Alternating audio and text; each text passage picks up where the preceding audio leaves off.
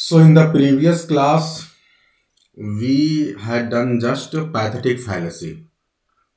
तो एक बार pathetic fallacy को एक दो एग्जाम्पल से देख लेते हैं, फिर उसके बाद तीनों में डिफरेंस आपको बता देता हूँ मैं। जो पैथेटिक fallacy है, तो ये पहले भी मैं बता चुका हूं कि जब नेचर जो है कीन इंटरेस्ट लेगा, जो नेचर के एलिमेंट हैं उन्हें ऐसे प्रेजेंट किया जाएगा कि they are taking keen interest. मतलब जैसे हम ह्यूमन बीइंग होते हैं, अब कीन इंटरेस्ट में दो प्रकार की चीजें हैं। जैसे हम जब खुश हों तो नेचर हमारे साथ बहुत खुशी अपना व्यक्त करे। जैसे आप कहने लगे कि when I laughed nature also laughed, तो नेचर हंस रहा है, ये थोड़ा एक अलग प्रकार से हो गया ना। तो जब आपके इमोशंस के साथ नेचर भी इमोशनल हो जाए, आप दुखी हैं तो दुखी हो जाए, खुश हैं तो खुशी खुशी अपनी चीजों को, अरे रिकॉर्डिंग ऑन कर दिया है। जब दुख हो आप तो दुखी हो जाए, जब आप खुश हो तो वो भी खुश हो जाए। तो इस तरह से जब चीजें प्रेजेंट होने लगे, इंटेंस इमोशन को नेचर आपके साथ शो करने लगे, तो समझ जाइए वो पैथेटिक फैलेसी है। ठीक है। अब जो है एक पैथेटिक फैलेसी का एग्जाम्पल, मैंने कल आपको कई चीजें ऐसे बताई थी कि जैसे मिल्टन के पैराडाइज लॉस्ट में होता है और ऐसे तमाम जगहों पे। तो एग्जाम्पल मैं लिख रहा हूं, उसको बस देख लीजिए। सबसे पहले मिल्टन वाला मैंने लिख के बताया था क्या आप लोग को? चलिए मैं लिख रहा हूं फिर से, इसको ध्यान देना है आपको। अर्थ फेल्ट द वुंड, अच्छा ये मैंने लिखा था जहां तक मुझे याद आ रहा है। यस सर, हाँ तो लिखा था मैंने, तो ये सिर्फ वो लाइन है, मैं फिर से पढ़ दे रहा हूं, पूरा लिख नहीं रहा हूं। Earth felt the wound and nature from her seat, sighing through all her work, gave signs of ओ मतलब दुख। तो ये बिल्कुल सेम उसी वही समय की कंडीशन है जब हमारी जो है ग्रेट सिंगिंग है सर, सिंगिंग है ना, सिंगिंग थ्रू ऑल। अरे ना सिंगिंग नहीं, अरे गड़बड़ हो जाएगा। दुख की बात हो रही तो सिंग कहाँ करेंगे। देखिए फिर से देख लीजिए। Nature felt the wound and nature from her seat, and nature from her seat. अब इसके बाद जो है ना वो साइंग, SIGH है, ठीक है, saying through all her work, singing नहीं है। आह भरना, जब आप दुख होते हैं ना, दुखी होते हैं, तो उस समय आप आह भरते हैं किसी सिचुएशन पे, वो बात हो रही है। प्लीज अपनी तरफ से आप लोग आवाज जो है साउंड को म्यूट रखें। तो अब क्या हो गया कि ये आप देख रहे हैं कि नेचर जो है, सबसे पहले तो अर्थ है, अर्थ भी एक नेचर का एलिमेंट ही है, लेकिन अर्थ को अलग इसने दिखाया कि अर्थ फेल्ट द वुंड। जो अर्थ है उसने उंड को महसूस किया, घाव को, जो वहां पे ईव ने गड़बड़ी की, उस घाव को अर्थ ने महसूस किया। साथ ही साथ जो है नेचर अपनी सीट से जो है, नेचर फ्रॉम हर सीट, जहां भी नेचर है, नेचर के जितने भी एलिमेंट्स कह लीजिए, saying through all her work, जो भी वो वर्क कर रही है तो हर वर्क में वो दुख व्यक्त कर रही है। और हर वर्क में आपको ऐसा लग रहा है जैसे सिंबल दिख रहा हो दुख का। ठीक है, तो ये चीज है। तो ये इंटेंस इमोशन है जब ह्यूमन बीइंग के किसी क्रियाकलाप में नेचर पूरी तरह से इंटरेस्ट ले रहा है, एक ऐसे ह्यूमन बीइंग की तरह। जैसे कोई आपका फ्रेंड हो, जब आपको पता चले, किसी आपके फ्रेंड को पता चले कि मदर या फादर, ऐसे नहीं होता है, हम बताते हैं कि हमारे दादाजी एक्सपायर हो गए, ऐसे कुछ, तो जो हमारा पक्का मित्र है या जो भी हमारा एक ह्यूमन बीइंग है, कोई भी पर्सन सुनेगा तो सो सैड है, ऐसे बहुत सी चीजें बोलता है ना। तो ये सेम वैसे ही नेचर यहाँ पे रिएक्ट कर रहा है, इंटेंस इमोशन को अपने प्रेजेंट कर रहा है ना। तो इसलिए ये यहाँ पे पैथेटिक फैलेसी है। मुझे नहीं लगता आप किसी को कोई डाउट होगा। Manoj ji, is it clear? Yes sir, yes. एक और एग्जाम्पल ले रहा हूं। अच्छा, वो मैंने आपको बता दिया था बुक 9 से है, ठीक है। तो अब आप लोग को कई चीजें क्लियर हो रही हैं। एग्जाम में अगर ये क्वेश्चन पूछ दे कि in which book we find Eve, ठीक है, eating the fruit of forbidden tree, तो बताइए किस बुक में ऐसा होता है? First book 9। हाँ, तो यहाँ बहुत सी चीजें हम आपको लेके जा रहे हैं जो कि बात बात में आप सीख रहे हो।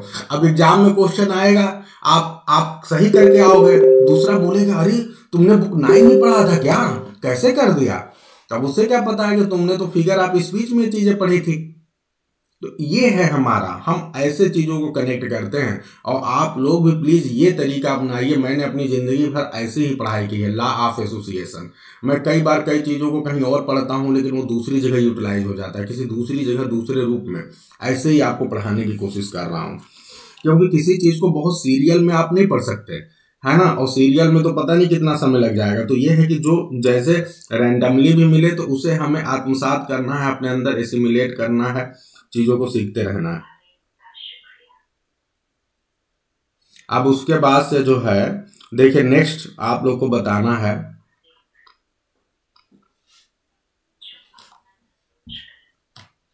The pale yellow woods were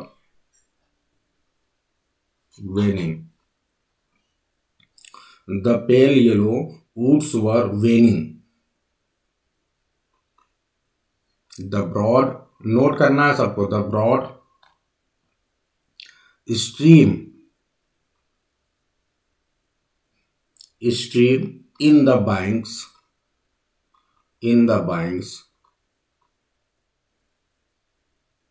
ठीक है, कंप्लेनिंग।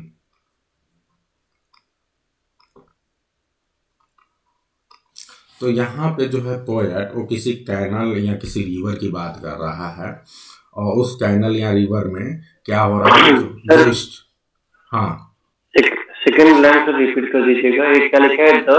द ब्रॉड, अच्छा, the broad stream in the banks complaining, ठीक है। स्ट्रीम मतलब आप जानते हैं जो नदी की धाराएं होती हैं, वेव्स, ठीक है। तो ये क्या है कि broad stream in the bank complaining, banks मतलब किनारे पे, तो ये कंप्लेन कर रही हैं। तो अब बताइए जो स्ट्रीम है वो कंप्लेन कर रही हैं, समझ रहे हैं आप। The pale yellow woods are waning मतलब कमजोर हो रही हैं। तो यहाँ भी क्या हो रहा है कि जो नेचर के एलिमेंट्स हैं वो पूरी तरह से एकदम ह्यूमन बीइंग की तरह इमोशनल हो रहे हैं। कंप्लेन करने का मतलब समझ रहे हैं आप, बहुत दुखी होके एकदम ऐसा फील कराना कि आप बहुत वीक हो रहे हो, है ना। किसी से ऐसी कोई बात कह दो कि वो बहुत दुखी हो जाए और फिर एकदम ऐसे बैठ जाए जैसे लगे कि क्या हो गया उसको। तो नेचर के एलिमेंट्स बिल्कुल ह्यूमन बीइंग की तरह, ठीक है, इमोशनल हो रहे हैं, ठीक है, इंटेंस इमोशन को प्रेजेंट किया जा रहा है। अब मुझे ये बता दें कि ये कौन पोएट हो सकता है? Robert Frost sir. बिल्कुल, अच्छा जा रहे हैं आप, लेकिन रॉबर्ट फ्रॉस्ट ये नहीं है। नहीं, ये टेनिसन है। चलो कोई बात नहीं है, टेनिसन ने भी अच्छा लिखा है नेचर पे। तो ये टेनिसन साहब ने लिखा है। और आप लोग ये पोयम का डायलॉग जो है ये 4 पार्ट में है, ठीक है, ये 4 पार्ट में। तो कितने पार्ट्स हैं इसके? 4, पहली चीज। अच्छा, दूसरी चीज ये है कि ये चौथे पार्ट में जो है, ये जो आपकी लाइन है ये चौथे पार्ट की लाइन है, ठीक है। The pale yellow woods were waning, broad stream in the banks complaining, ठीक है। तो ये टेनिसन का जो है पोयम है, लिरिक है, बहुत ही फेमस लिरिक है, लेडी ऑफ शैलट। ये 4 पार्ट्स में है और पार्ट 4 में लाइन है, और इसमें टोटल लाइन्स हैं 171। इतनी बात ध्यान रखिए, ठीक है। और ये मैंने बहुत अच्छे से ध्यान नहीं दिया मेघा जी की ये बैलेड है कि लिरिक है, लेकिन मुझे लिरिक लग रहा है, एक बार देख लेना आप, है ना। और आप लोग को मैंने हाँ कोई बात नहीं है, अभी तुरंत मत चेक करिए। आप लोग को मैंने बोला है, एक टेक्निक बताया है कि कैसे आप बहुत ज़्यादा सीखें और दूसरों को भी सीखने का मौका दें।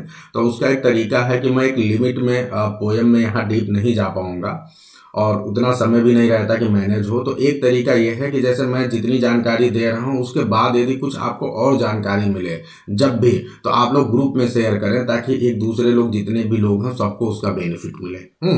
तो एक बेसिक जानकारी जितनी हो पाएगी मैं दूंगा। कई बार सीधे केवल पोएम की लाइन बोल दूंगा, कई बार सीधे बोलूंगा ये इस राइटर का है। बाकी आपका काम है, हमारा ये है बेहतर कोशिश मैं कर रहा हूँ कि एग्जाम्पल बढ़िया से बढ़िया दूं, आप सीखो। कभी कभी मैं कुछ वर्क के बारे में भी बता दूंगा। It's depend completely on me that how much time I get. और उसके बाद आपका काम होगा कि थोड़ी सी अगर और बेसिक जानकारी उस वर्क के बारे में मिले तो आप लोग ग्रुप में जरूर शेयर करें, इससे हर कोई सीखेगा थोड़ा सा। चलिए, तो ये चीज हो गई। तो ये हमने नोट कर लिया था आप लोगों ने ना, मैं चला गया अचानक उधर, एक सेकंड। सबने नोट कर लिया ना, आगे बढ़े? चलिए ठीक है, तो अब हम आगे बढ़ते हैं। और हमने देख लिया कि ये किस तरह से दो एग्जाम्पल हमने पैथेटिक फैलेसी के देख लिए। इसके पहले पर्सनिफिकेशन हम बता ही चुके हैं। पर्सनिफिकेशन के दो टाइप्स और जो थे, और जिसमें पर्सनल मेटाफर था और प्रोसोपोपोइया। तो अब आप लोग क्या चाहते हैं कि मैं तीनों में एक बेसिक डिफरेंस बता दूं ताकि एकदम क्लियर हो जाए कि सबको क्लियर हो गया? मनोज जी आप बोलिए, आप ही ने प्रश्न रखा था। सर एक बार बता दीजिए।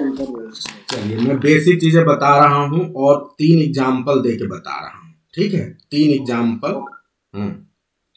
अब वैरायटीज ऑफ, ठीक है, या वैरायटी या वैरायटीज लिख लीजिए, वैरायटीज ऑफ पर्सनिफिकेशन। एक छोटा सा हेडिंग डाल लीजिए और 3 एग्जाम्पल देख के देख लीजिए।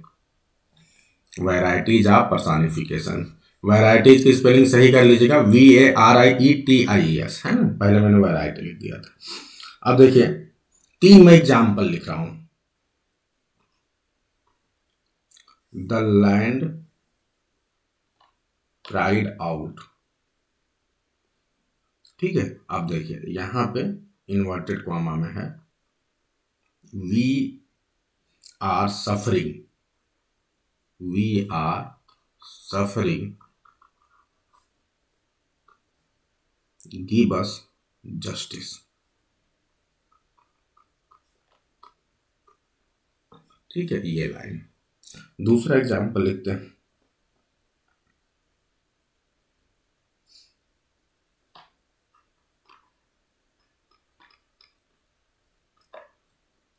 The suffering land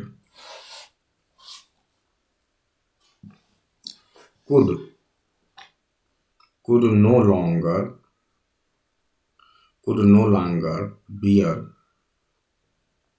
the injustice। Land पे ही ले लिया हूं, इनजस्टिस। कोई दिक्कत होगी स्पेलिंग में? The suffering land could no longer bear the injustice। फिर तीसरा लेता हूं,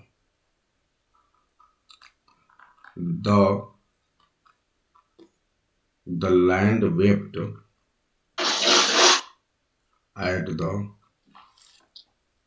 at the suffering of its people। Note कर लिया सबने? तीनों नोट करिए पहले।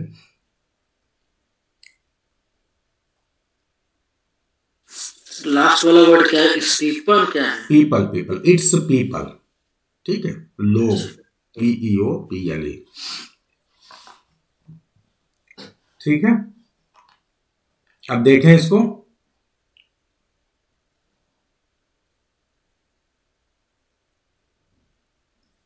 Have you all noted it down?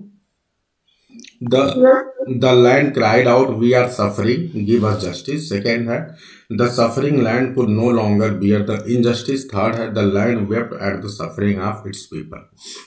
अब देखिए सबसे पहला जो एग्जाम्पल है, यहाँ क्या हो रहा है? The land cried out. Land जो है चिल्लाया, लैंड चिल्ला के क्या बोल रहा है? वी आर सफरिंग, हम सफर कर रहे हैं, गिव अस जस्टिस, हमें न्याय दो। ठीक है, एक ही बात देखिए तीन अलग अलग तरीके से कहा जा रहा है। तो लैंड कह रहा है कि हम सफर कर रहे हैं, हमें न्याय दो, तो यहाँ कह रहा है, समझिए चिल्ला के बोल रहा है। तो मैंने आपको बोला था कि जब नेचर का एलिमेंट, कोई भी नेचर का एलिमेंट इस तरह से प्रेजेंट किया जाए जैसे वो कोई चीज बोल रहा हो, स्पीकिंग कर रहा है, इन्वर्टेड कॉमा में दिया हो, अगर इन्वर्टेड कॉमा में न भी दिया हो तो आपको ऐसा लगे कि ये बिल्कुल स्पीक करने वाली बात है, मतलब फर्स्ट पर्सन में हो, आई या वी का यूज किया गया हो, तो आप बताइए इस कंडीशन में कौन सा फिगर आप स्पीच होगा? प्रोजो ठीक है, ये मैंने कल ही बताया था बहुत बढ़िया से कि नेचर का एलिमेंट स्पीक करता हुआ आएगा, फर्स्ट पर्सन में रहेगा, ये इसकी सबसे बड़ी विशेषता है। आई वी दो ऐसे होंगे, वेपन है, अगर आपको समझना है कि ये प्रोजोपोपोइया है तो बस आप देखिए कि वो इन्वर्टेड कॉमा में है कि नहीं जो बात कही जा रही है। दूसरी बात, अगर इन्वर्टेड कॉमा में कई बार पोएम की शुरुआत ही हुई है तो वहाँ पे ग्रामर का ध्यान नहीं रखते, तो वहाँ पे जैसे क्लाउड पोएम में है कि आई एम डॉटर करके ऐसा करके है ना, तो वहाँ पे बस ये ध्यान दीजिए कि वो स्पीकिंग जैसा लग रहा है कि नहीं, आई वी का प्रयोग होना चाहिए मुख्य रूप से, ठीक है। तो ये एक सबसे बड़ी पहचान है प्रोजोपोपोइया की, ठीक है। मेरे ख्याल से अब यहाँ दिक्कत नहीं होना चाहिए। अब दूसरा देखिए, द सफरिंग लैंड, यहाँ पे बस आपका क्वेश्चन नहीं होना चाहिए, देखिए सफरिंग लैंड, जो लैंड है वो सफर कर रही है और अब वो बिल्कुल भी इनजस्टिस को बर्दाश्त नहीं कर सकती, यानी लैंड को पर्सनिफाई किया गया है। और ये जो सफर वर्ड है, ये सफरिंग किसके लिए आया है बताइए आप लोग? ये सफरिंग वर्ड लैंड के लिए, इस लैंड के लिए ही आया हुआ है। ये इसके एडजेक्टिव के रूप में, ये एपिथेट जो है इसके ठीक लैंड के लिए आया हुआ है। और इसके लिए जैसे किसी कंट्री के लिए नहीं बोल सकते हैं आप, तो लैंड बोलते हैं, तो suffering land could no longer bear the injustice, तो यहाँ पे जो सफरिंग है ये एग्जैक्टली इसी वर्ड के लिए आया गया है, इसको पर्सनिफाई कर रहा है, इसको ह्यूमन बीइंग का एट्रीब्यूट दे रहा है कि जैसे एक ह्यूमन बीइंग जो है सफर करता है, सेम वैसे ये लैंड भी सफर कर रहा है, ठीक है। और मैंने आपको पर्सनल मेटाफर में एकदम क्लियरली बताया है कि जब कोई जो ह्यूमन क्वालिटी वाला एट्रीब्यूट है वो किसी इनएनिमेट को के आगे आ जाए और उसी की विशेषता बताए, वो किसी और का एपिथेट ना हो, उसी पहले आके उसी की विशेषता बताए, तो उस कंडीशन में क्या हो जाएगा? पर्सनल मेटाफर, ठीक है। तो ये आपका हो गया पर्सनल मेटाफर, ठीक है। पर्सनिफिकेशन तो हो ही रहा है, इसमें कोई शक नहीं है। अब तीसरे नंबर पे आते हैं। अब तीसरा जो पर्सनिफिकेशन का टाइप है, वहां पे क्या होता है कि जो नेचर का एलिमेंट है वो इंटेंस इमोशन को दिखाता है और पूरी तरह से पार्टिसिपेट करता है जो भी एक्टिविटीज होती हैं, बिल्कुल ह्यूमन बीइंग की तरह। द लैंड वेप्ट, ये बताओ यहाँ पे लैंड क्या हो रहा है? रोने लगा। अब रोना जो है इंटेंस इमोशन हो गया, ठीक है। सफर कर रहे हो, हमें नहीं पता चल रहा है कितना आप सफर कर रहे हो, लेकिन जब रोने लगे तो एकदम ये इंटेंस इमोशन की तरफ पहुंच गए आप। Land wept at the suffering of its people, ठीक है। तो ये चीज आपका हो गया पैथेटिक फैलेसी। कहते नहीं है कि भारत माँ, हमारी भारत माँ, जैसे जब उस समय आपको पता है स्वतंत्रता का समय था, तो उस समय लोग क्या करते थे, आपको ना एक कलेक्टिव अनकॉन्शियसनेस का कॉन्सेप्ट था। अगर आप लोग कोई 10th में एनसीईआरटी बोर्ड की किताब पढ़े हो तो वहां पे एक चैप्टर है जिसका नाम है, हेडिंग है कलेक्टिव अनकॉन्शियसनेस या कॉन्शियसनेस। यानी वहां पे क्या हो रहा था कि लोगों को ग्रुप में कॉन्शियस कर रहे थे लोग। उसके लिए क्या करते थे लोग, गांव गांव जाते थे, जगह जगह जाते थे। जब इंडिपेंडेंस का समय था, मतलब 1990 से 1947 के बीच का समय की बात बता रहा हूँ, तो लोग जाते थे गांव गांव में, छोटे छोटे नाटक करते थे। उसमें क्या करते थे, कुछ लोगों ने भारत माँ का पोर्ट्रेट, मतलब जो हमारी इंडिया है उसको एक मदर का फिगर बनाया, उसका पोर्ट्रेट बनाया। कुछ लोगों ने उसको दिखाया कि वो बेड़ियों में जकड़ी हुई है, ऐसा पोर्ट्रेट बनाया। तो इस तरह से मतलब लोग गाना गाते थे हैं, और अलग अलग प्रकार से जो है अपने इमोशन को व्यक्त करते थे पिक्चर के माध्यम से, उसके माध्यम से। तो जो हमारे फीलिंग है ना, उसको वो कॉन्क्रीट फॉर्म दे के कनेक्ट करने की कोशिश करते थे। तो अब उसमें ये दिखाया जा रहा है कि हमारी भारत माँ जो है बेड़ियों में जकड़ी हुई है, वो हमारी दुर्दशा पे एकदम बहुत ही ज़्यादा परेशान है, दुखी है, रो रही है, तो ये सब जो है पैथेटिक फैलेसी के एग्जाम्पल्स हो जाएंगे। ठीक है, तो ये ध्यान रखना कि इंटेंस इमोशन होना चाहिए। ठीक है, और इंटेंस इमोशन में आप रो सकते हैं, हंस सकते हैं। ठीक है, इस तरह की जो चीजें आती हैं वो इसमें आ जाता है। तो मेरे ख्याल से अब मनोज जी आपको क्लियर हो गया होगा 100%। Yes sir, 100%। अब गड़बड़ी नहीं करना है एकदम। अब ये आपने देखा कि पर्सनिफिकेशन तीनों जगह आपने देखा ना कि जो है पर्सोनिफाई किया गया है कि नहीं नेचर के एलिमेंट को। भाई लैंड क्राइड आउट, लेकिन लैंड बोल रही है, तो ये भी पर्सोनिफाई हो गया। लैंड सफर कर रही, जैसे एक ह्यूमन बीइंग सफर करता है, और तीसरे वाले सिचुएशन में लैंड रो रही है। तो यानी ये सब सिचुएशन जो है ये पर्सोनिफिकेशन के एग्जांपल्स हैं, और ये उनके डिफरेंट वैरायटीज में जो थोड़े थोड़े अंतर आ रहे हैं उसके आधार पे। ठीक है, तो मेरे ख्याल से अब पर्सोनिफिकेशन में किसी को कोई दिक्कत नहीं होना चाहिए। अब जो है पर्सोनिफिकेशन के तरह ही एक दूसरा भी फिगर ऑफ स्पीच है जो आप लोग बचपन से पढ़ते आ रहे हैं, और उस फिगर ऑफ स्पीच का नाम है एपॉस्ट्रोफी। ठीक है, ये आप सब लोग बचपन से पढ़ते आ रहे हैं, इसमें ज़्यादा कठिनाई नहीं है मुझे बताने में, और आप सब लोग को भी ज़्यादा। ये पर्सोनिफिकेशन का ये भी एक टाइप हो सकता है, लेकिन उससे थोड़ा सा अलग है, लेकिन वैसा ही है। अब देखिए पर्सोनिफिकेशन में होता क्या है, एपॉस्ट्रोफी में पर्सोनिफिकेशन में क्या हो रहा था कि थोड़ा सा उसी को लेके समझना है।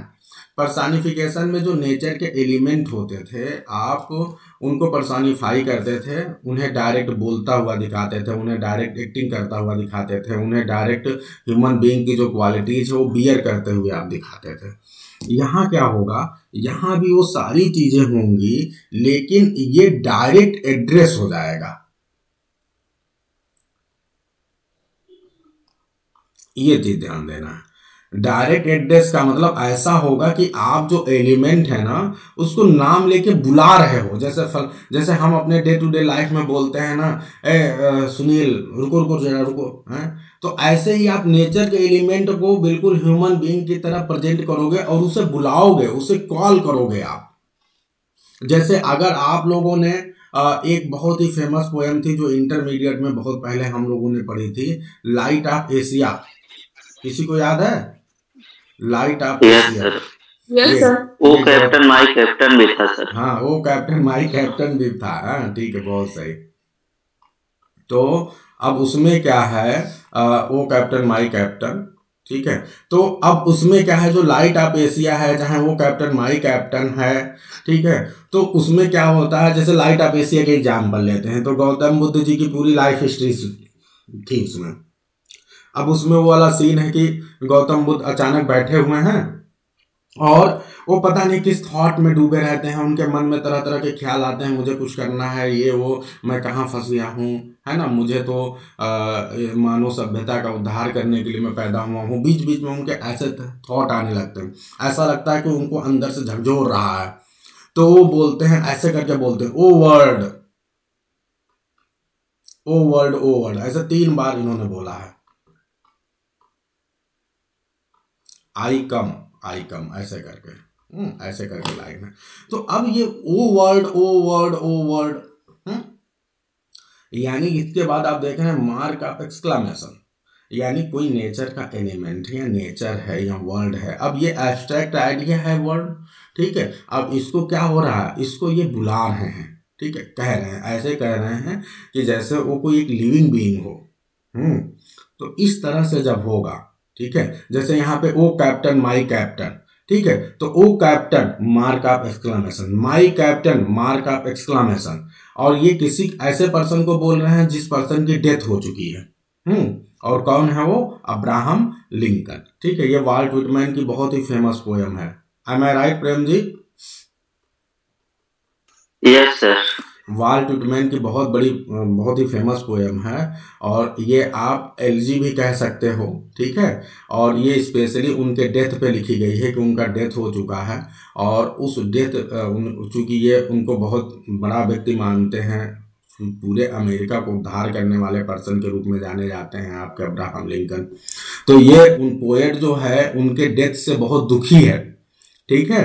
और वो कहता है कि नहीं, तुम्हें जीवित होना चाहिए था। तो वो जिस तरह से उनको पुकारता है, वो कैप्टन माई कैप्टन, ठीक है।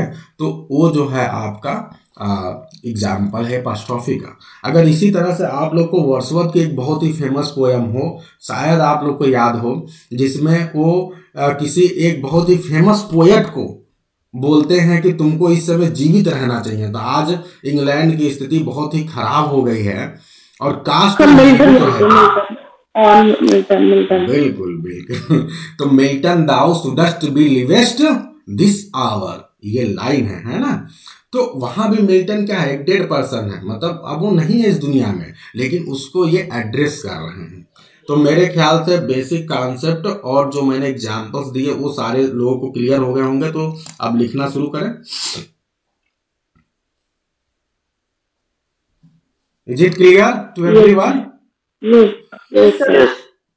Yes sir. So now we should write. चलिए लिखिए। अब एक मिनट हेडिंग डालूं मैं।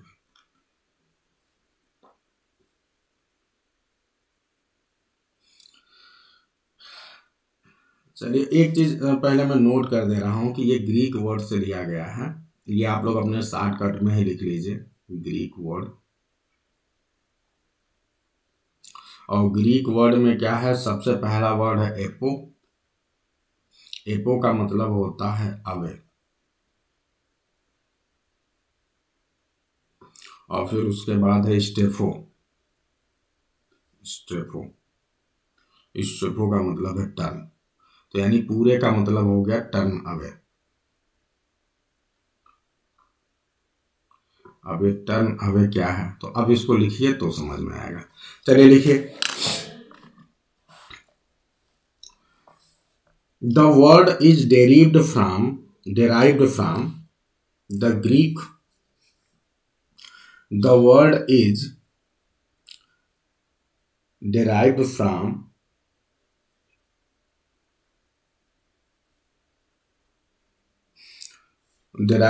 the Greek word एपो, और ब्रैकेट में लिख लीजिएगा away. derived from the Greek words कह लीजिए, ग्रीक वर्ड्स। फिर आप उसके बाद लिखिए कॉमा लगाएगा एपो, और फिर ब्रैकेट में लिखिए अवे, एंड स्टेफो, और ब्रैकेट में लिखिए turn. The word is derived from the Greek words apo means bracket में अवे, एंड स्टेफो ब्रैकेट में टर्न। मीनिंग, अब लिखिए meaning, MEA, meaning turning away. Turning away को सिंगल इन्वर्टेड कॉमा में लिख लीजिए, टर्निंग अवे या टर्न अवे, टर्निंग अवे लिख लीजिए, meaning turning away.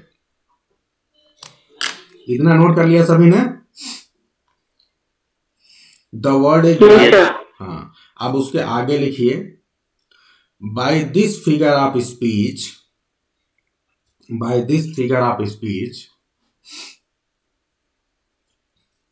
a writer or speaker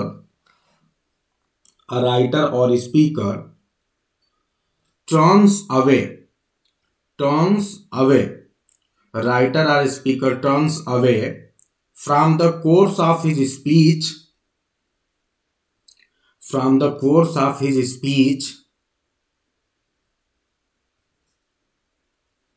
और नरेटिव जो कुछ भी वो बता रहा है, from the course of his speech और नरेटिव, कॉमा, एक बार रिपीट कर दीजिएगा। In this figure of speech a writer और speaker turns away from the course of his speech और narrative and addresses a person absent, ध्यान रखिए, addresses a person absent, ठीक है। उसके बाद लिखिए और dead, a person absent or dead, or an inanimate, or an inanimate, animate से पहले इन लगाना है, इनएनिमेट मतलब जो नॉन लिविंग बीइंग हो, इनएनिमेट ऑब्जेक्ट्स, इनएनिमेट ऑब्जेक्ट, और an abstract idea, abstract idea, ठीक है। फिर से बोल दे रहा हूं, addresses a person absent or dead, पहली चीज। दूसरा, और एन इनएनिमेट ऑब्जेक्ट, और एन एब्स्ट्रैक्ट आइडिया। क्लियर हो गई बात? नोट कर लिया? Yes sir. अच्छा, अब नोट करके एक बात इसमें लिख लीजिए, नोट करके यहीं पे, ये भी ध्यान रखना है, क्योंकि नोट हेडिंग डालिए उसमें लिखिए, personification implied by this figure of speech, personification implied by this figure of speech is sometimes called, personification implied by this figure of speech is sometimes called, ऊपर लिख रहा हूं, पैसू पर्सोनिफिकेशन। कभी कभी हम इसको पैसू पर्सोनिफिकेशन भी बोलते हैं। मेरे ख्याल से रीजन आप सभी को समझ में आ गया होगा। बताइए, आप लोग बताइए कि इस ये जो फिगर ऑफ स्पीच है, इसमें भी पर्सोनिफिकेशन हो रहा है। एक पर्सन को हम किसी भी ऐसे व्यक्ति को जो अभी जीवित नहीं है, या कोई एब्स्ट्रैक्ट आइडिया है, या इनएनिमेट ऑब्जेक्ट है, उसको हम पर्सोनिफाई कर रहे हैं, ठीक है। इसमें तो तय है कि यहां भी पर्सोनिफिकेशन हो रहा है, लेकिन यह पर्सोनिफिकेशन पैसिव पर्सोनिफिकेशन है, ठीक है। अब पैसिव क्यों है लिख लीजिए, बिकॉज द इनएनिमेट ऑब्जेक्ट्स और abstract ideas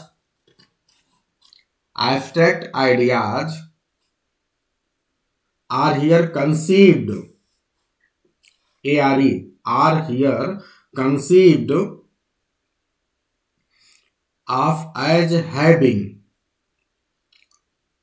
here conceived of as having, the capacity of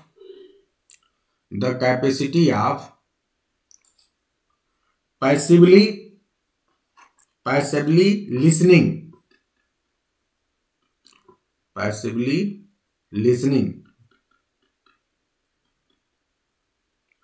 to the address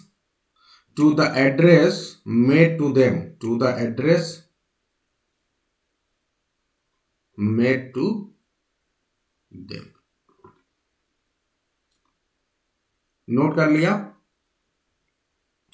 फिर से रिपीट कर रहा हूं, बिकॉज द इनएनिमेट ऑब्जेक्ट्स और abstract ideas are here conceived of as having the capacity of passively listening, यहां पे मैं लिख दिया हूं ऊपर बोर्ड पे, स्क्रीन पे, passively listening to the address made to them. Have you all noted? Yes sir. यानी ये पैसिव इसलिए है ना कि ऐसा लगता है कि जिसको भी आप बोल रहे हो वो व्यक्ति कोई जवाब नहीं दे रहा है, ठीक है। जैसे आपने बोला और सामने तरफ से भी कोई जवाब आए तो भाई ठीक है, यहाँ बिल्कुल एड्रेस करके बोला जा रहा है, O Milton, O captain, my captain, है, ओ वाइल्ड वेस्ट विंड बोला जा रहा है, लेकिन वो कुछ जवाब नहीं दे रहा है। यानी जो सामने वाला है दैट इज पैसिव लिसनर, वो एक तरह से पैसिव लिसनर है और आप उसको एड्रेस कर रहे हो। तो जिसको आप एड्रेस कर रहे हो वो पर्सन केवल आपको पैसिवली लिसन कर रहा है, जवाब नहीं दे रहा है, and that's why it is called passive personification. ठीक है, तो ये भी ध्यान रखना। अब आगे हम बढ़ते हैं एग्जाम्पल्स पे, और हमने हैविंग HAVING हैविंग, ओके, ठीक है, हैविंग द कैपेसिटी। सर जो ग्रीक वर्ड आप सर बताए थे इसमें, हाँ, ग्रीक वर्ड जो टर्न अवे, इसका मतलब क्या है? टर्निंग अवे बोले तो एपो का मतलब था अवे, और स्टेफो का मतलब है टर्न अवे या टर्निंग अवे। ठीक है, तो जो हम नॉर्मल वे ऑफ स्पीकिंग होता है ना, उससे हम अलग हो जाते हैं। ठीक है, ये अलग प्रकार से कि अचानक आप नेचर के एलिमेंट को जब ऐसे करोगे तो आप थोड़ा अलग टाइप के नजर आओगे। कोई कहेगा पागल हो गया है, कोई कहेगा इसेंट्रिक, मतलब अलग अलग प्रकार से, क्योंकि ऐसे पर्सन नॉर्मल लोग नहीं कहलाते हैं। अब ये जो पोएट वो कैप्टन माई कैप्टन कह रहा है तो भीड़ में जाके नहीं बोल रहा होगा, वो कहीं अकेले एकांत में बोल रहा होगा। आप सामान्य वे में बोल ही नहीं सकते। तो मतलब ये जो नॉर्मल हमारी स्पीच है उसमें नहीं बोल सकते आप। हाँ, अब आप में से हो सकता है कि कोई स्पीकर अपने आप को बहुत फेमस करना चाहे, या जिसको अच्छी स्पीकिंग स्किल आती है, वो अचानक बोलते बोलते अचानक ऐसे बोलने लगे कि O Milton where are you, we are, मतलब कुछ भी, है ना। तो इस तरह से एक्सप्रेशन आप यूज कर सकते हो, लेकिन ये नॉर्मल वे नहीं होगा। That will be the departure. Turn away आप कर रहे हैं, जो नॉर्मल वे है, नॉर्मल वे ऑफ स्पीकिंग है उससे। ठीक है, किसी डेड पर्सन को एड्रेस कर रहे हैं आप। अब देखिए, सबसे पहले जो पर्सन्स को, अब इसमें कई प्रकार से हमने देखा कि पर्सन को जब करते हैं, तो सबसे पहले हम देख लेते हैं कि जब पर्सन को करते हैं, ठीक है, तब के कुछ एग्जाम्पल देख लेते हैं। फिर हमने दूसरी बात क्या थी, इनएनिमेट ऑब्जेक्ट, और तीसरा है एब्स्ट्रैक्ट आइडिया। ये तीन चीजें हैं ना, तो तीनों से रिलेटेड एग्जाम्पल देख लेते हैं। सबसे पहले लेते हैं एग्जाम्पल पर्सन वाले। ठीक है, कि जब हम पर्सन्स को, किसी पर्सन या पर्सन्स को वो करते हैं तो कैसे करते हैं। तो सबसे फेमस एग्जाम्पल आप सभी को अभी मैंने थोड़ी देर पहले बताया, और आप सभी को मालूम भी है कि मिल्टन दाओ shouldst be living at this hour।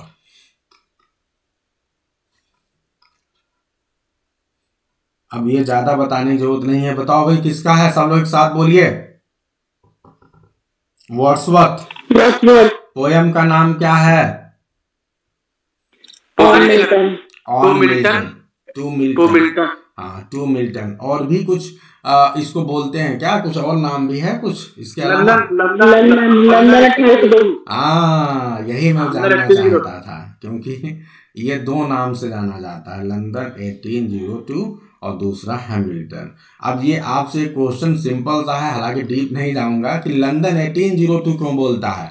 कोई बता सकता है? एनीवन? क्योंकि Milton was born in London ना। अरे कहाँ रहते हैं ऐसे नहीं बोलना है कुछ भी। मिल्टन लंदन में पैदा हुए तो अलग बात। एक्चुअली ये ना मुख्य रूप से इसलिए बोल रहा है क्योंकि जब आप पोयम को पढ़ोगे ना, तो पोयम में लंदन की सिचुएशन को ही बताया गया है। ठीक है, जो लंदन सिटी है वो इंग्लैंड की सबसे बड़ी, आप सभी को पता है, वहाँ की कैपिटल है और वहाँ की सबसे बड़ी सिटी है। तो वहाँ की जो लंदन की सिचुएशन, लंदन में जो हो रहा है, जैसे हम कहते हैं ना कि अगर दिल्ली हिल गया तो दिल्ली हिल गया मतलब भारत हिल गया। तो वही सेम चीज लंदन है। अगर ब्रिटेन को रिप्रेजेंट करना है तो आपको लंदन को समझना पड़ेगा कि लंदन में क्या हो रहा है। तो ये लंदन की सिचुएशन को यहाँ पे एक्सप्लेन कर रहे हैं, बता रहे हैं कि अभी बहुत गड़बड़ हो गया है। ठीक है, और इस पोयम को समझना है तो मैं आप लोग को एक दूसरी पोयम, जब मैं वास्तव में विलियम वर्ड्सवर्थ जब पढ़ाऊंगा तो मैं आपको एक और फेमस पोयम पढ़ाऊंगा जो कि उसका भी नाम लंदन है। बता सकते हैं किस राइटर का पोयम है वो? बहुत ही फेमस पोयम होगी, विलियम ब्लेक। बहुत सही, गंगा ने बोला शायद। तो ये विलियम ब्लेक का भी एक पोयम है लंदन। ठीक है, और बहुत ही फेमस पोयम है। इस पोयम को अगर आप नहीं पढ़े तो ये फेमस पोयम आप समझ ही नहीं पाओगे।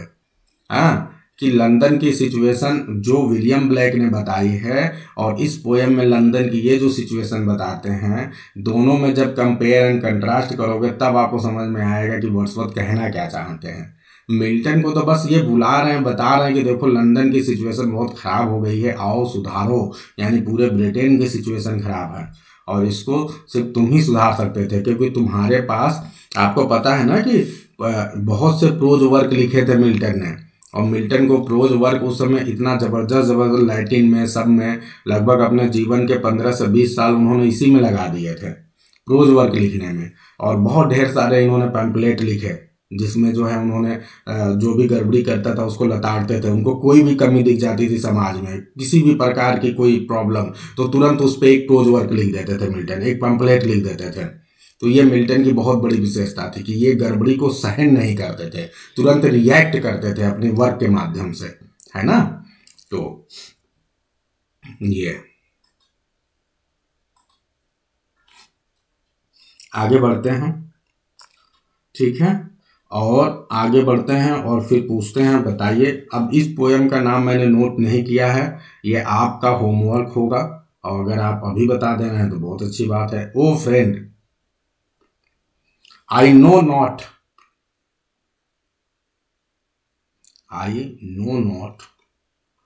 which way I must look for comfort.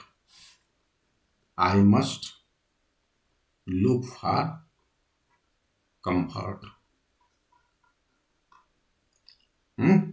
ये वर्ड्सवर्थ की लाइन है, ये आपका होमवर्क है, आप सर्च करोगे बताओगे कि किस पोएम से, ठीक है।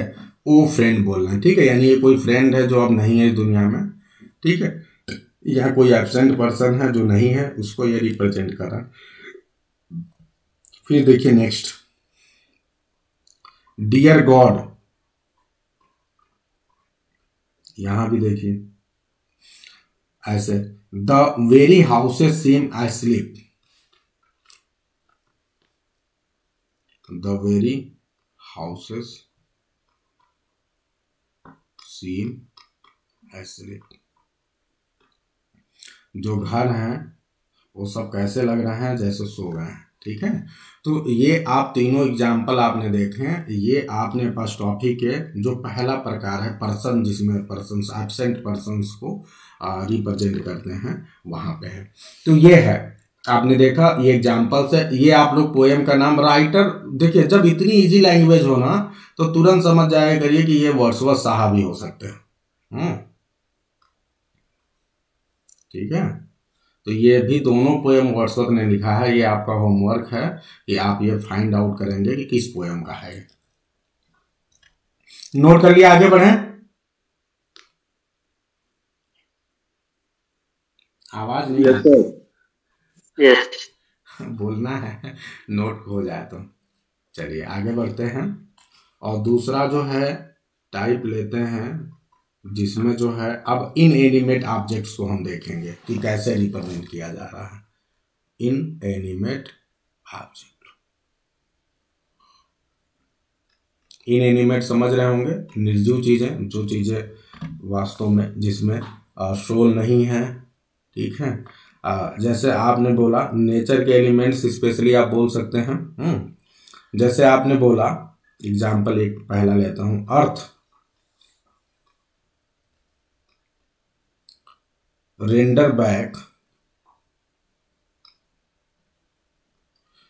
back from out thy breast,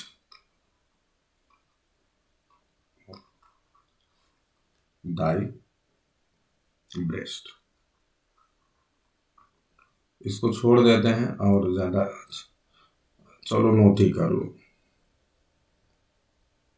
और रेमिनेंट ऑफ, अच्छा एग्जाम्पल है, नोट कर लो। रेमिनेंट है, REM है, REM NANT, REM NANT, the remnant of our Spartan dead.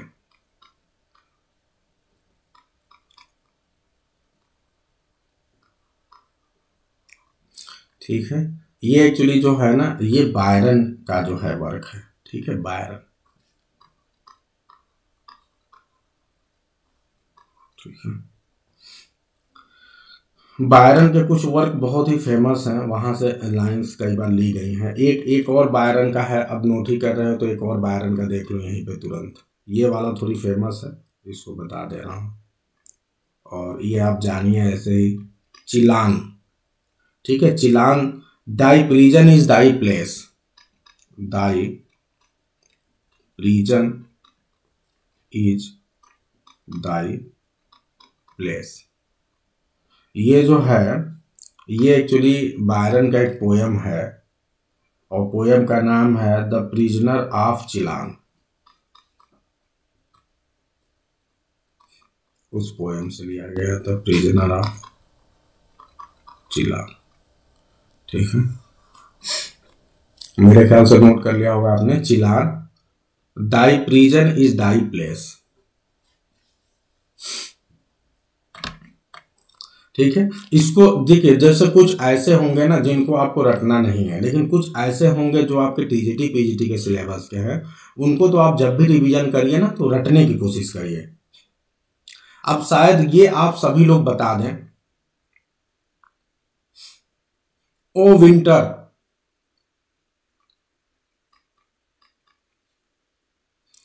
O sorry, O wind, sorry गड़बड़ हो गया, ओ विंड, ये आप सभी तुरंत बता देंगे, ओ विंड। हाँ बॉस, तो आप जरा आप लाइन बताएंगी, किसने अभी बोला है वही लाइन पूरी बताएंगे। ये फेमस लाइन है, सब किसी को याद होना चाहिए। इतनी आवाज नहीं आनी चाहिए, इतना आवाज कैसे आ रहा है बताइए। ईयरफोन वगैरह सब लगाए हुए हैं इसीलिए आवाज आ रहा है।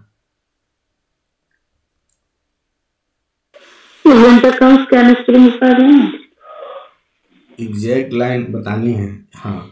If winter comes can spring be, हाँ, इसके पहले मेघा जी ने भी बोला था, उनका भी सही था। If winter comes can spring be far behind, question mark. ये लाइन बहुत ही फेमस है और ये बहुत ही ऑप्टिमिस्टिक लाइन है, इंटरव्यू में भी पूछा जाता है बहुत ही ज़्यादा। और हम डे टू डे लाइफ में कोई ऐसे लिखते हैं या कहीं कोई एग्जाम्पल देते हैं तो बोलते हैं कि यदि विंटर आ गई तो क्या स्प्रिंग ज़्यादा दिनों तक, हाँ, यदि विंटर आती है तो क्या स्प्रिंग ज़्यादा दिनों तक जो है दूर रह सकती है। मतलब जीवन में दुख आएगा तो सुख भी आएगा, ठीक है, ये पहिए की तरह है, ठीक है। तो ये आपने देख लिया इनएनिमेट ऑब्जेक्ट्स को। अब हम आते हैं, नोट कर लिया सबने, ये इफ विंटर कम्स सबको पता ही है, बस एक बार लिख दे रहा हूं, जल्दी से लिख लो। If winter comes can spring be far behind,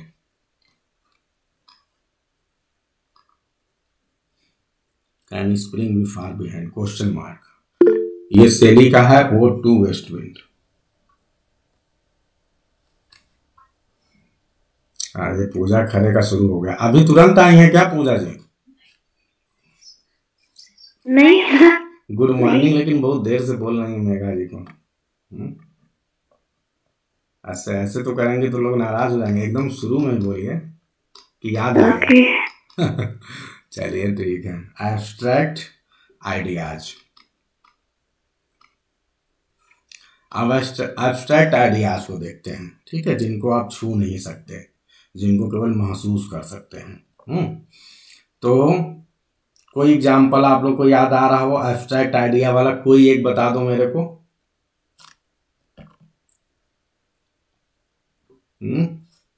O liberty, why are you so dear. अरे वाह, क्या बात है, किसका लिबर्टी को? ओ लिबर्टी, एक नहीं पता सर, तो बस। अच्छा, हमने सोचा शायद कोई आप एग्जाम्पल दिए हैं, अच्छा किसी और जगह। चलिए ठीक है, कोई बात नहीं, ये भी सही है। Why are you so dear, आप इसको बोलना कोई दिक्कत, ये इसलिए भी पूछना चाहिए आपको, और ये लिबर्टी का एग्जाम्पल आना चाहिए कि शायद आप लोगों ने अभी हाल ही में एक जूलियस सीजर प्ले पढ़ा था, ठीक है, और जूलियस सीजर प्ले में किसी एक पर्सन की हत्या हो जाती है, और किस लिए हत्या होती है? इसी लिबर्टी के लिए। हत्या होने के बाद सब क्या बोलते हैं? लिबर्टी लिबर्टी, ऐसा वर्ड बोला जाता है हत्या होने के बाद, कि अब जो है हमें तानाशाह से मुक्ति मिल गई, ठीक है। तो लिबर्टी जो है एक तरह से व्यक्ति मुक्त रहे, फ्री रहे, ये होता है, ठीक है। और फ्रेंच रेवोल्यूशन के 3 सिद्धांत भी थे, उसमें से ये एक है। चलिए कोई बात नहीं, तो आगे बढ़ते हैं। और अब मैं 2 वर्क का नाम लिख रहा हूं और शायद आप लोग मुझे बता दो, 2 लाइन लिख रहा हूं कि किस वर्क का है। Mischief, thou art aloof, thou art aloof, sorry aloof नहीं, अफूट है, थोड़ा सा एफ कर दीजिएगा इसको, दाउ आर्ट अफूट। फिर उसके बाद एक और लाइन लिख रहा हूं, ओ जजमेंट, ओ जजमेंट,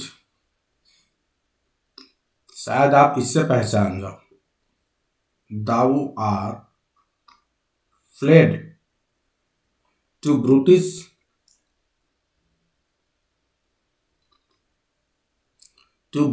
बीस्ट्स, शायद आप बताओ। Julius Caesar. अरे वाह, चलो बहुत सही। ये जूलियस सीजर की दोनों लाइन है और दोनों एंटनी ने बोले। आपके कोटेशन तो जूलियस सीजर के यहीं से तैयार हो गए, बहुत हम लोगों ने कर लिए, है ना। जूलियस सीजर का है एंटनी की लाइन। तो ये स्पेशली अपने स्पीच के समय बोलता है, और स्पीच के बाद में कि जजमेंट बताओ तुम जो है किन लोगों के पास चले गए हो, हाँ, इन ब्रूटिश बीस्ट के पास पहुंच गए हो, जिनको पता ही नहीं कि होता क्या है जजमेंट, है। जिस पर्सन ने इतना लोगों के लिए किया है, रोम की जनता के लिए, उसको ये लोग एम्बिशस बोलते हैं। मैंने आप लोगों से बोला था कि वो जो एम्बिशस वाला पूरा जो एंटनी का स्पीच है उसे तैयार कर लीजिए, उसमें कई ढेर सारे फिगर ऑफ स्पीच भी हैं, और प्लस वो आपके एग्जामिनेशन के पॉइंट ऑफ व्यू से भी बहुत इंपॉर्टेंट है ना। तो मेरे ख्याल से किसी को अब कोई दिक्कत नहीं होनी चाहिए, सब समझ में आ गया।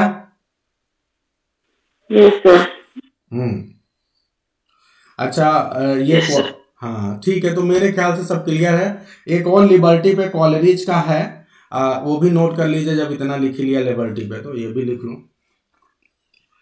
कॉलेरिज चूंकि जीआईसी में है इसलिए लिख दे रहा हूं, O liberty my spirit felt thee there, felt thee THE there. ये कॉलेरिज की लाइन है। अब ये थोड़ा सा आप लोग को वो करना पड़ेगा होमवर्क कि किस पोएम की लाइन है। जब भी मैं आप लोग को बोलता हूं कि ये आपको सर्च करना है किस पोएम की लाइन है, किस वर्क का, तो आप लोग चुप्पा मार के बैठ मत जाया करिए, आप लोग प्लीज सर्च किया करिए। अच्छा, दूसरी बात यह है कि ये डिपेंड इस बात पे करेगा कि कौन बताएगा। जैसे मान लीजिए कि आप में से कुछ लोग हैं जो सिर्फ TGT की तैयारी कर रहे हैं, तो वो PGT के राइटर और GIC के राइटर पे काम नहीं करेंगे। जो PGT की तैयारी कर रहे हैं, TGT दोनों की तैयारी कर रहे हैं, उनको PGT वाले राइटर्स को पे बताना है। और लगभग जितने भी PGT की तैयारी कर रहे हैं सबने GIC का फॉर्म डाल रखा है। तो प्लीज आप लोग जो है यहाँ पे जब भी बोला जाए कि ये देखो ये बताना है, तो आप उसको सर्च करके जरूर ग्रुप में डालिए, है ना। ये आपके लिए बहुत अच्छा होगा, क्योंकि आपको सारी चीजें याद होंगी, समझ में आएंगी, बेहतर होंगी, है ना। तो मेरे ख्याल से हमने आपको फिगर ऑफ स्पीच से रिलेटेड ये जो हम लोग इमेजिनेशन पे बेस करके कर रहे थे, तो उनके काफी मेजर जो है फिगर ऑफ स्पीच मैंने बता दिया आप लोग को। यहां तक जितना मैंने बताया, इसमें किसी को कोई दिक्कत है? Any problem to anyone? हाँ, कंफ्यूजन नहीं होना चाहिए बिल्कुल भी, है ना। और उसके बाद से जो है एक फिगर ऑफ स्पीच है हाइपरबली। तो ये बहुत इजी है, बहुत डिफिकल्ट नहीं है, लेकिन इसके एग्जाम्पल्स हमारे लिए इम्पोर्टेंट हैं, ठीक है। तो हम इसको क्या बोलते हैं, आप लोग कल करते हैं और एग्जाम्पल्स के साथ। और आप ये समझिए कि जितने भी फिगर ऑफ स्पीच थे ना, उसमें सबसे मेजर वाले फिगर ऑफ स्पीच जो है अब हम लोग लगभग कर चुके हैं, और जो बाकी फिगर्स ऑफ स्पीच हैं वो थोड़े थोड़े, मतलब वो बहुत ज़्यादा डिफिकल्ट तो नहीं है, डिफिकल्ट मत कहिए, डिफिकल्ट हो भी सकते हैं, लेकिन उनमें बहुत ज़्यादा उनके एग्जाम्पल्स नहीं आते, मतलब उनके थोड़े थोड़े एग्जाम्पल्स हैं, उनको आप समझ लोगे तो उनके कॉन्सेप्ट तुरंत क्लियर होते जाएंगे। तो अगर आप लोग 5 कर लेते हैं, हाइपरबली भी कर लेते हैं, ताकि फिर जो है थोड़े बहुत जो हम अगले दिन नेक्स्ट फिगर आप स्पीच पे बढ़ जाएंगे। तो हेडिंग डाल लीजिए हाइपरबली। हाइपरबली को एग्जेजरेशन भी बोला जाता है, तो ब्रैकेट में ये भी लिख ले, एग्जेजरेशन।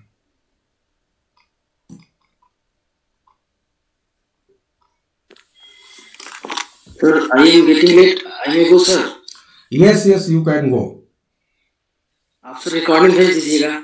हाँ हाँ, चलिए। तो ये जो है इसका मतलब होता है एक्सेस, ठीक है। तो बस अब सीधे इसको लिख डालिए, ये ज़्यादा इसमें डिफिकल्ट नहीं, तो हम ज़्यादा समय नहीं लेंगे। लिखिए by this figure of speech, by this figure of speech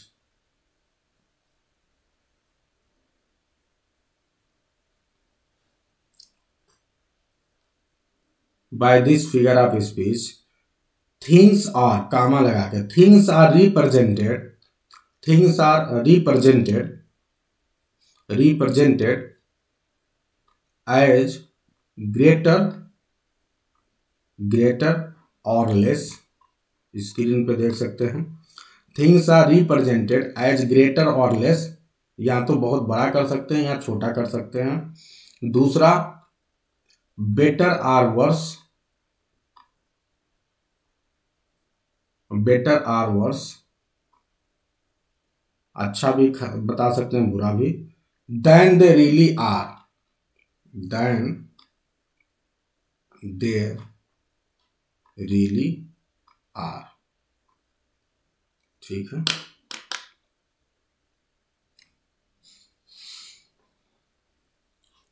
लिख लिया सभी ने। In this figure of speech things are represented as greater or less, better or worse than they really are, ठीक है। Yes sir, yes sir.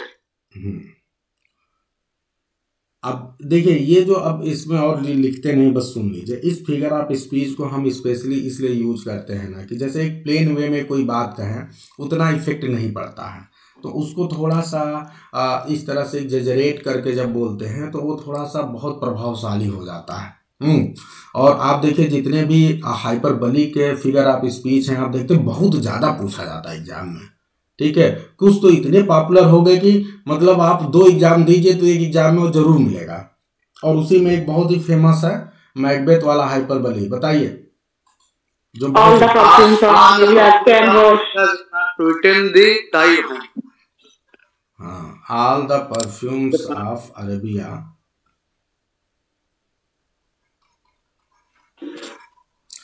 cannot sweeten the little hand, है ना। cannot sweeten the little hand, will not sweeten, will not sweeten,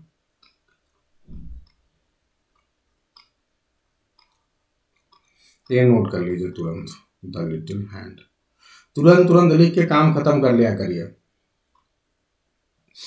इसके पहले की line अगर मैं पूछूं, सुनिए, इसके पहले की लाइन भी बहुत इंपॉर्टेंट है, कोई बता सकता है? इसके ठीक पहले की लाइन, जब ये बोलती है लेडी मैकबेथ की all the perfumes are Arabia will not sweeten the little hand, उसके पहले की लाइन क्या है? Here is the smell of blood still, ठीक है। यानी अभी भी देखो जो ब्लड का स्मेल है वो अभी भी बना हुआ है। और ये ऐसा स्मेल हो गया है कि परफ्यूम जितने भी अरबिया के यूज कर लो वो बिल्कुल भी स्वीटेड नहीं कर सकते, मतलब ये जो स्मेल है इसको हटा नहीं सकते। ओके, एक एग्जांपल देखिए हैमलेट का भी है।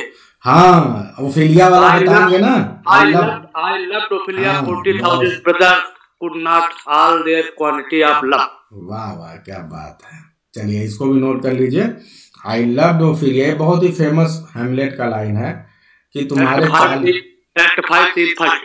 वाह वाह, क्या बात है। चलिए आई लव्ड ओफेलिया, फिर लिखिए 40,000 brothers 40,000 होगा। 40,000 brothers could not with all their quantity of love. ये लाइन याद ही कर लीजिए, जो अच्छी चीजें याद करिए। Could not with all their quantity of love. जब मैं दूसरी लाइन में लिखूं ना, थोड़ा गैप करके, मतलब समझ जाना उसी लाइन का है। एक वर्षवत की पोएम है डैफोडिल, 10,000 सा आई साए चलिए बहुत बढ़िया, बस बता रहा हूँ, बस बारी बारी थोड़ा सा वेट करिए और इससे जो जो अभी होता जा रहा है उससे नोट करते जाइए आप लोग। मेकअप द सम, ठीक है।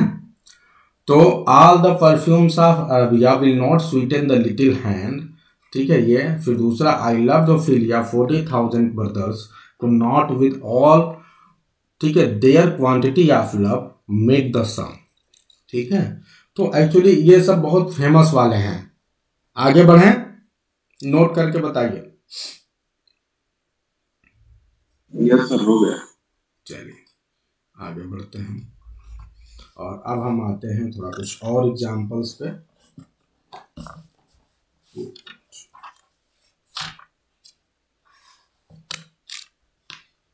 ठीक है, अब एक तो ये वाला जो इन्होंने बोला, क्या था जी अपना, बोलिए जल्दी से सौरभ जी। तीसरा 10,000 सा आई, हाँ 10,000 पूरा लाइन बढ़िया से बताइए, याद करना है। 10,000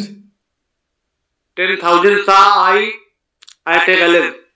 बहुत सही, 10,000 सा आई एट अ ग्लांस, ठीक है, ये नोट करिए। उसके बाद की लाइन भी मालूम है किसी को? ये भी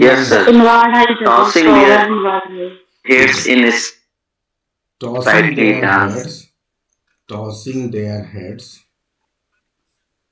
in sprightly dance. In sprightly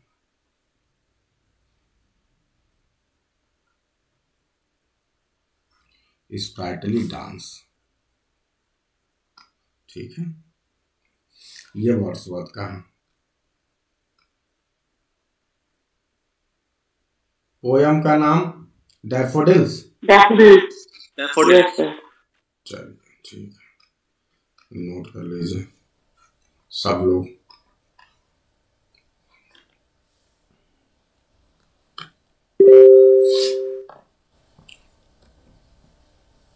आगे बढ़े।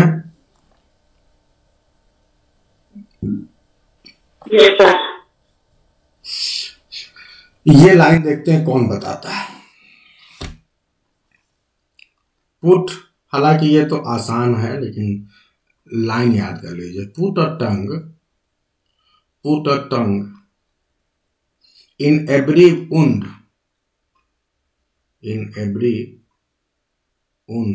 ये ज्यादा मोटा हो गया है, चलिए ठीक है। Every wound of, fill in the blank है, ठीक है, दैट शुड मूव। आगे बढ़ते हैं। द स्टोन्स ऑफ रोम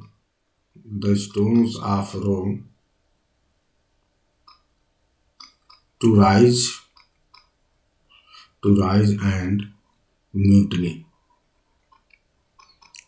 मैंने इतने इसमें वर्ड्स हैं जहां से आप बता सकते हो कि ये किस वर्ग का है और यहाँ पे फिल इन द ब्लैंक क्या है। पहुंच गई हैं करीब करीब। Put a tongue in every wound of, ठीक है, सीजर, यहाँ पे होगा सीजर, ठीक है, जूलियस सीजर। हाँ बिल्कुल, और ये है जूलियस सीजर, ठीक है। Put a tongue in every wound of Caesar that would move, M-O-V, move the stones of Rome to rise and mutiny, ठीक है। ये आपको ये पता करना है कि ये किस कैरेक्टर ने बोला है, ठीक है, इतना तो मैंने बता दिया, ये आपको करना है। नोट कर लिया, आगे बढ़ें, एक दो एग्जाम्पल और देख लो।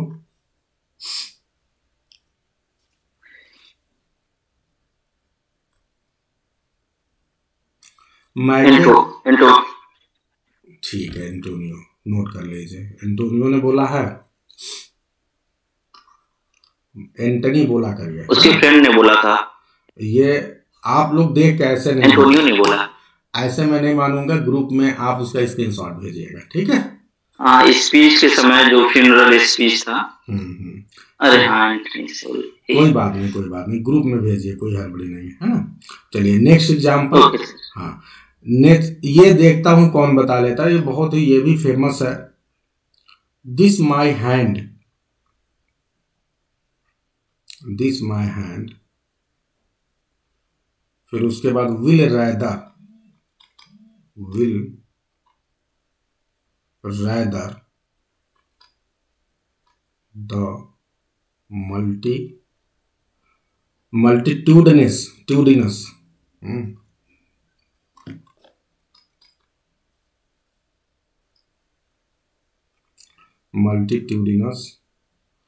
siege incarnadine, थोड़ा सा जो है सी इनकार्नाडाइन है ना, इनकार्ना स्पेलिंग जो है इनकार्नाडाइन।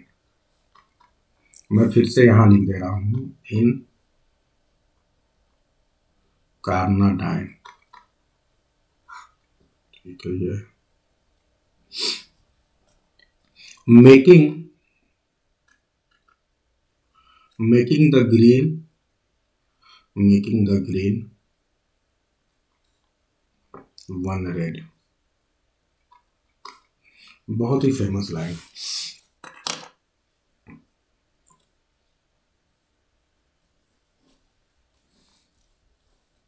This my hand will rather the multitudinous siege incarnadine making the green one red.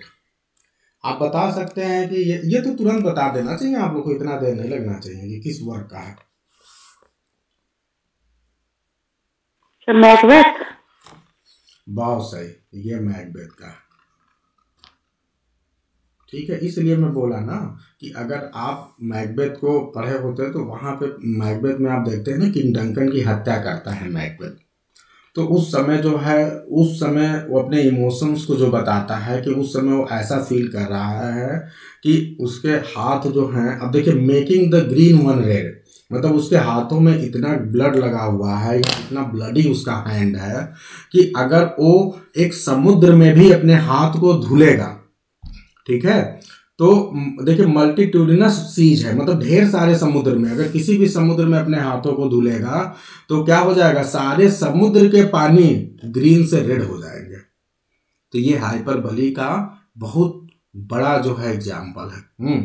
तो यहाँ पे मैकबेथ मतलब जो उसकी जो क्राइम उसने किया है, जो क्राइम के प्रति उसकी फीलिंग है, वो दिखा रहा है कि उसने इतनी बड़ी क्राइम की है कि जितने भी समुद्र हैं वो सब मिल के भी उसके हाथों के रेड कलर को साफ नहीं कर सकते। यहाँ की जो उनका कलर है वो चेंज हो जाएगा ग्रीन टू रेड।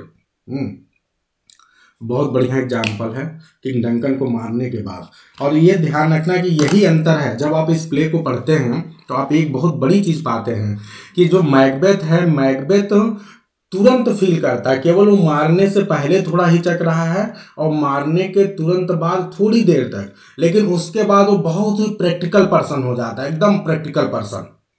फिर वो मारता जाता है एक के बाद एक लोगों को, उसे बिल्कुल भी चिंता नहीं, उसे अपने सिंहासन को बस बचाए रखना है।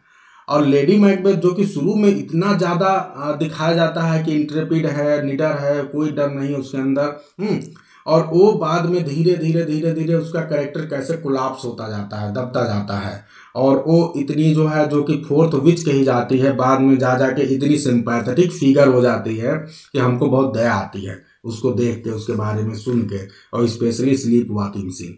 ठीक है, तो ये है। तो आज की क्लास हम यहीं एंड करते हैं। उम्मीद है कि सभी को हर बात समझ में आई होगी। मिलते हैं अगली क्लास में न्यू फिगर्स ऑफ स्पीच के साथ।